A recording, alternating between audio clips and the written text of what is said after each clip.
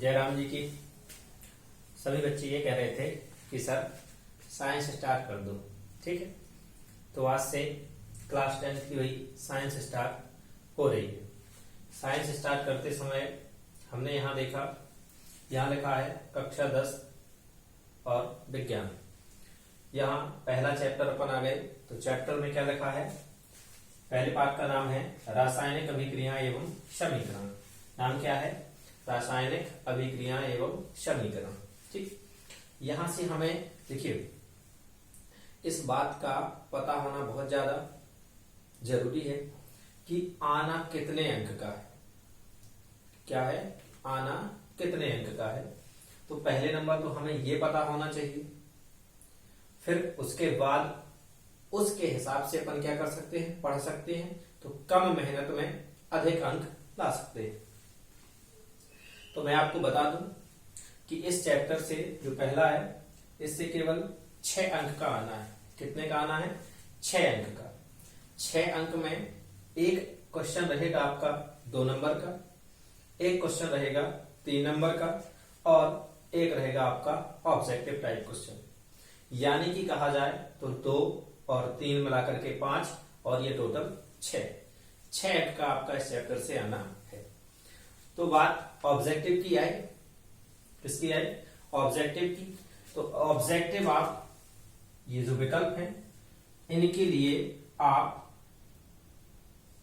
62, 60, 39, 30, 63 पर कॉल कर सकते हैं और संस्थान में आकर के अपना इस चैप्टर फर्स्ट के ऑब्जेक्टिव की पीडीएफ ले सकते हैं। ठीक, किसी भी चैप्टर के जो ऑब्जेक्टिव होंगे, अगर कोई भी चैप्टर है, इसके ऑब्जेक्टिव आपको कोचिंग में आकर के मिल जाएंगे। रही बात ये वाले जितने भी क्वेश्चन रहेंगे, वो मैं क्वेश्चन आपको यहाँ पर पूरे के पूरे A to Z सॉल्व कराऊंगा। चलिए, तो ज्यादा टाइम ना लेते हुए अपन क्या करें, अपने क्वेश्चन की ओर बढ़ते हैं। पहला क्वेश्चन देखिए, ये वाला क्वेश्चन है, ये हमारा 2 अंक का आ सकता है। कितने का आ सकता है? 2 अंक का। देखिए, क्वेश्चन पहला कह रहा है रासायनिक समीकरण से आप क्या समझते हैं? किससे? रासायनिक समीकरण से आप क्या समझते हैं, और उदाहरण सहित समझाइए। क्लियर? तो पहले नंबर जब हम आंसर लिखते हैं, सबसे बड़ी गलतियां यहां जो करते हैं, आज अपन को नहीं करना है। जो भी बच्चा चाहे तो इसको क्या कर सकते हैं, अपनी कॉपी में लिख सकता है। देखिए, अपन ने किसकी परिभाषा लिखनी है? रासायनिक समीकरण। रासायनिक समीकरण जिस लिखनी है, तो रासायनिक समीकरण हमने क्या कर ली? हेडिंग डाल ली। हेडिंग डालते समय हम लोग सबसे बड़ी गलतियां क्या कर देते हैं? इस तरीके का ये साइन लगा देते हैं। ये साइन नहीं लगाया जाता है। किसी भी चीज में विस्तार अगर कर रहे हैं, क्या कर रहे हैं? विस्तार करने का मतलब है उसके बारे में अगर आप डिटेल से लिख रहे हैं, तो ये वाला साइन लगाया जाता है। क्यों? क्योंकि इसका नाम ही क्या है? विस्तार सूचक। चलिए, यहां तक तो थोड़ा बहुत अपनी गलती थी, वो चल गई। फिर बच्चे क्या करते हैं, जैसे यहाँ हेडिंग डाली है तो यहीं से बिल्कुल लिखना शुरू कर देते हैं। तो हमें ये भी गलती नहीं करनी है। हमें वो लाइन क्या कर देनी है? ये वाली लाइन छोड़ देनी है। चलिए, फिर अपन नीचे की ओर, यहां जैसे ये अपना विस्तार सूचक समाप्त होता है, नीचे आ गए। कोई भी, इतना याद रखें, कोई भी परिभाषा, कोई भी नियम या किसी का स्टेटमेंट अर्थात कथन आप लिख रहे हैं, तो उसे हमेशा डबल इन्वर्टेड कॉमा में लिखें। किसमें? डबल इन्वर्टेड कॉमा अर्थात उद्धरण चिन्ह। तो हमने यहां से डबल इन्वर्टेड कॉमा क्या कर लिया? स्टार्ट कर लिया। तो देखो यहां क्या लिखा है, इसकी परिभाषा, किसी रासायनिक अभिक्रिया को, किसको? रासायनिक अभिक्रिया को समीकरण के रूप में, किसके रूप में? समीकरण। क्यों? देखिए, यहां रासायनिक आया क्योंकि हम कौन सा पढ़ रहे हैं? रासायनिक। यहां समीकरण आया, क्या पढ़ रहे हैं? रासायनिक। तो किसी रासायनिक अभिक्रिया को किसके रूप में? समीकरण के रूप में। उसके अभिकारक एवं उत्पादों, देखिए यहां पर 2 शब्द आए, अभिकारक और उत्पाद। तो हमें यह समझ जाना चाहिए कि ये हमारा अभिकारक है क्या। देखिए, अभिकारक, अभिकारक और दूसरा है उत्पाद। तो अभिकारक वो होते हैं जो अभिक्रिया में क्या करते हैं? भाग लेते हैं। जो अभिक्रिया में भाग लेते हैं। क्लियर? जो अभिक्रिया में भाग लेते हैं वो क्या कहलाते हैं? जो अभिक्रिया में भाग लेते हैं वो कहलाते हैं हमारे अभिकारक।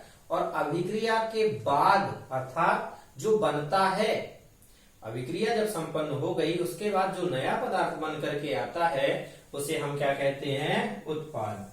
तो यहां से एक बात ये पता चली कि अभिक्रिया में भाग लेने वाले तत्वों, पदार्थों या यौगिकों को, कोई भी चीज हो, अभिक्रिया में भाग लेने वाले तत्वों, पदार्थों या यौगिकों को हम क्या कहते हैं? अभिकारक कहते हैं। और अभिक्रिया संपन्न होने के बाद, क्या होने के बाद? संपन्न होने के बाद जो बनता है, क्या बनता है? जो भी बनता है, जो भी यौगिक बनता है या हमारा कुछ भी बने, ठीक है, उसे हम क्या कहते हैं? उत्पाद। तो ये दोनों चीजें पता चल गई कि अभिकारक क्या है और उत्पाद क्या है। फिर आगे लिखा है का तात्पर्य होता है इन चीजों का प्रतीकात्मक निरूपण। प्रतीकात्मक निरूपण अर्थात इन्हें संकेत के रूप में लिखना। किसके रूप में लिखना? संकेत के रूप में। क्लियर?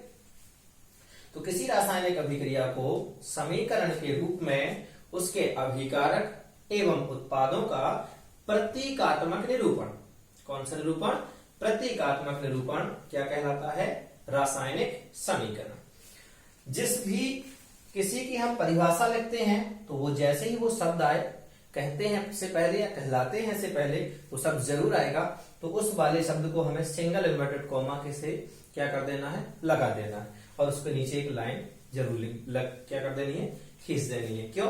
इससे होता ये है कि जो एग्जामिनर होता है, अर्थात यानी कि जो कॉपी चेक करने वाला होता है, एग्जामिनर सॉरी, कॉपी चेक करने वाला जो होता है वो क्या कर देता है? आपका उसका सीधा सा अट्रैक्शन आपके यहाँ पर पहुंच जाता है और थोड़ा सा हमारी कॉपी भी क्या होने लगती है? अच्छी लगने लगती है। यहाँ से हमें नंबर पूरे मिलने के चांस बन जाते हैं। तो ये क्या कहलाता है? ये रासायनिक समीकरण कहलाता है। अब सीधे सीधे बात करें कि रासायनिक समीकरण क्या है, तो किसी भी रासायनिक अभिक्रिया में, किसमें बात करते हैं? किसी भी रासायनिक अभिक्रिया को समीकरण के रूप में, किसके रूप में? समीकरण के रूप में उसके जो अभिकारक हैं और जो उत्पाद हैं उनका किसके रूप में? प्रतीकात्मक निरूपण। किस रूप में? प्रतीकात्मक निरूपण हमारा क्या कहलाता है? रासायनिक समीकरण। जैसे बात करते हैं, यहां पर लिखा है, क्या लिखा है क्वेश्चन में? उदाहरण से समझाइए। क्या लिखा है? उदाहरण सहित समझाइए। अब मान लीजिए हमने कोई अभिक्रिया संपन्न हो रही है। क्या हो रही है? कोई भी अभिक्रिया संपन्न हो रही है और अभिक्रिया ये है कि सोडियम हाइड्रोक्साइड, क्या कह दिया? सोडियम हाइड्रोक्साइड और सोडियम क्लोराइड। हमने कहा आपसे सोडियम हाइड्रोक्साइड, देखिए ये हो गया सोडियम हाइड्रोक्साइड, सोडियम हाइड्रोक्साइड और सोडियम क्लोराइड। कौन सा? Sodium chloride. सोडियम हाइड्रोक्साइड और सोडियम क्लोराइड ये दोनों चीजें हैं। हम आपसे कह रहे हैं सोडियम हाइड्रोक्साइड और सोडियम क्लोराइड। चलिए इसके थोड़ा सा अभिक्रिया सही से नहीं हो पाएगी, तो एक काम करते हैं, सोडियम की जगह अपन हाइड्रोजन कर लेते हैं। क्या कर दिया? हाइड्रोजन। क्या कर दिया? हाइड्रोजन। क्लियर? तो हमने कहा सोडियम हाइड्रोक्साइड, क्या कहा? सोडियम हाइड्रोक्साइड और हाइड्रोजन क्लोराइड, ये दोनों आपस में मिलकर के क्या करके? आपस में मिलकर के सोडियम क्लोराइड क्या बना लेते हैं? सोडियम क्लोराइड और जल बना लेते हैं। क्या बना लेते हैं? सोडियम क्लोराइड और जल। ये था हमारी कौन सी? अभिक्रिया। अब इसी चीज को, इस चीज को, इसी चीज को जो हमने लिखा है कि सोडियम हाइड्रोक्साइड और हाइड्रोजन क्लोराइड ये दोनों आपस में क्रिया करके सोडियम क्लोराइड और जल बना लेते हैं। क्लियर? ये तो हमने क्या कर लिया? लिख लिया। अगर ये लैंग्वेज के रूप में लिखा है, इसी चीज को हम काहे के रूप में व्यक्त करते हैं? प्रतीकात्मक निरूपण। कौन सा निरूपण? प्रतीकात्मक निरूपण। अर्थात हम इसे प्रतीकों के माध्यम से लिख दें। किसके माध्यम से लिख दें? प्रतीकों के माध्यम से। और प्रतीकों के माध्यम से लिख दिया तो वो हमारा क्या कहलाता है? रासायनिक समीकरण। क्लियर? ठीक। यहां बोला सोडियम हाइड्रोक्साइड, क्या कहा जा रहा है? Sodium hydroxide. देखिए मैं आपको यहां बता रहा हूं सोडियम हाइड्रोक्साइड, अभी समझ में आ जाएगा। यहां लिखा था अपन ने सोडियम हाइड्रोक्साइड, सोडियम ये और हाइड्रोक्साइड,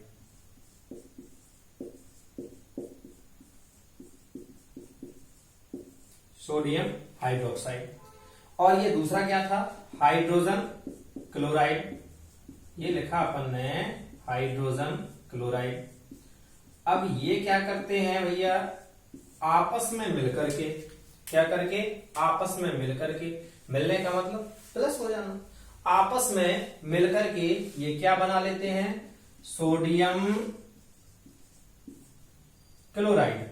क्या बना लेते हैं, सोडियम क्लोराइड। और क्या बना लेते हैं, जल।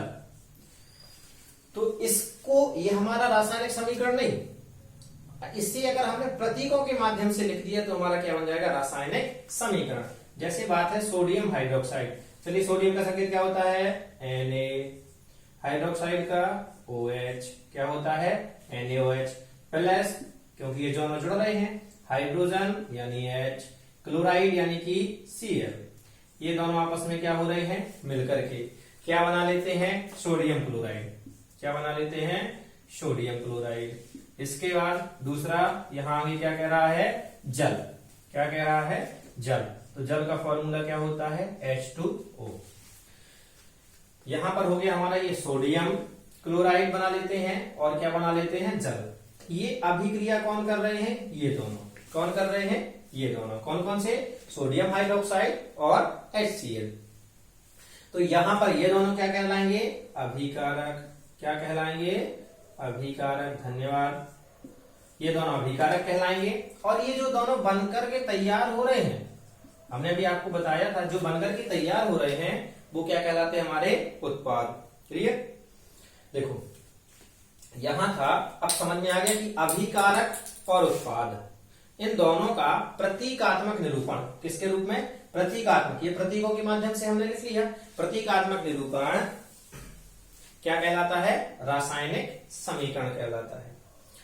इतना तो आपको पता ही होगा कि इसका पहले वाला कौन सा, इसका पहले वाला इसके लास्ट वाले से क्रिया करता है, जुड़ जाता है। इसका लास्ट वाला इसके पहले वाले से क्रिया कर लेता है। क्यों, क्यों कर लेता है, क्योंकि देखिए इसका जो पहले वाला होता है ये कैसा होता है, धनात्मक होता है। इसका जो दूसरा वाला होता है वो कैसा होता है, ऋणात्मक होता है। पहला वाला क्या होता है इसका, धनात्मक, और दूसरा वाला इसका क्या होता है, ऋणात्मक।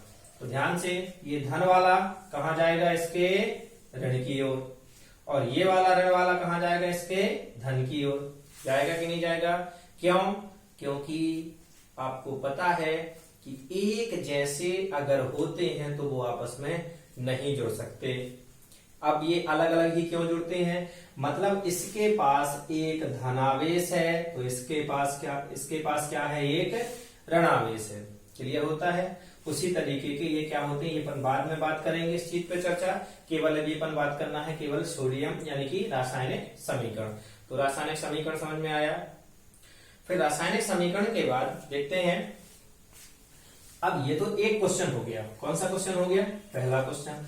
अब इस चैप्टर में ये तो रासायनिक समीकरण था, ये है अभिक्रियाएं भी कह रहा है। क्या कह रहा है, अभिक्रियाएं। अब अभिक्रियाएं जब ये कह रहा है तो अभिक्रियाएं, इसमें बहुत सारी अभिक्रियाएं हैं। पहले हम उनके नाम देखते हैं कि हम कौन कौन सी अभिक्रियाएं पढ़ेंगे, इंपॉर्टेंट अभिक्रियाएं। देखिए पहला हो गया अपना संयोजन अभिक्रिया। कौन सा, संयोजन, संयोजन अभिक्रिया। दूसरा हो गया हमारा क्वेश्चन, हमारा वाला वही कंप्लीट हो गया रासायनिक समीकरण का। अब आगे हमें जो पढ़ना है उसके बारे में हम आपको बता रहे हैं कि कौन कौन सा पढ़ना है। संयोजन अभिक्रिया। दूसरा आ जाएगा हमारा वियोजन अभिक्रिया। कौन सा, वियोजन अभिक्रिया। वियोजन के बाद संयोजन हो गया, वियोजन। ठीक है। वियोजन अभिक्रिया का दूसरा नाम है हमारा अपघटन अभिक्रिया। कौन सा अभिक्रिया, अपघटन। फिर इधर पढ़ेंगे अपन विस्थापन। कौन सी, विस्थापन अभिक्रिया।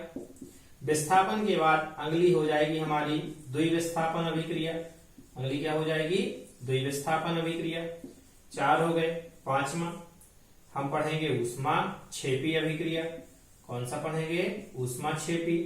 6वां पढ़ेंगे अपन ऊष्माशोषी। कौन सा पढ़ेंगे, ऊष्माशोषी। हाँ, यहां इसके बाद एक चीज और अपन पढ़ेंगे, संतुलित रासायनिक समीकरण। कौन सा पढ़ेंगे, संतुलित रासायनिक समीकरण। क्यों, अभी तो अपन ने पढ़ा था रासायनिक समीकरण, अब हम क्या पढ़ेंगे इसके बाद, संतुलित रासायनिक समीकरण, ये वाली अभिक्रियाएं हमें पढ़ना है।